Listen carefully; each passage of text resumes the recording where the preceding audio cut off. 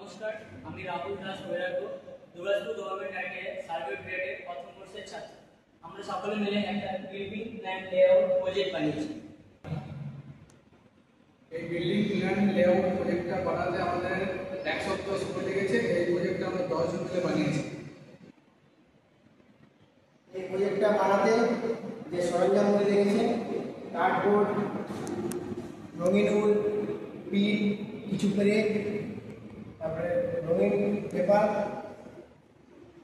এগুলো ইত্যাদি দিয়ে এই প্রজেক্টটা তৈরি করেছি। আসলে আমরা প্রজেক্ট কীভাবে বানিয়েছি সেটা দেখি।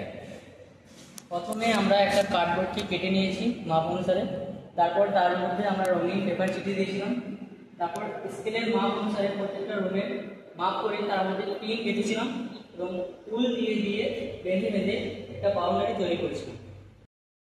আসুন দেখে নিই আমাদের এই বিল্ডিং প্ল্যান লেআউটটার মধ্যে কী কী আছে।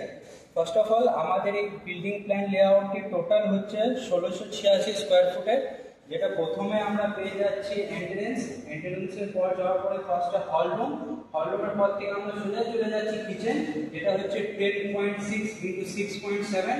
তার দুদিকে দুটো আমরা বেডরুম পেয়ে যাচ্ছি। ফার্স্ট বেডরুম হচ্ছে 13.7 × 10.7, আর তার পাশেরটা একদমই সেম 13.7 × 10.7। তার পাশে আমরা ফার্স্ট বেডরুমের পাশে পেয়ে যাচ্ছি একটা বাথরুম, যেটা হচ্ছে 10.2 × 8, এবং তার পাশে একটা আছে ড্রয়িং রুম, যেটা হচ্ছে 13.7 × 11.8। তারপর আবার এদিকে আমরা চলে আসি, এদিকে বাঁদিকে সবদিকে প্রথমে আছে আমাদের স্টোর রুম, এটি হচ্ছে 14 × 4.7। তারপর একটা ছোট্ট মতো আমরা একটা পূজার রুম পেয়ে যাচ্ছি, যেটা হচ্ছে 7 × 6।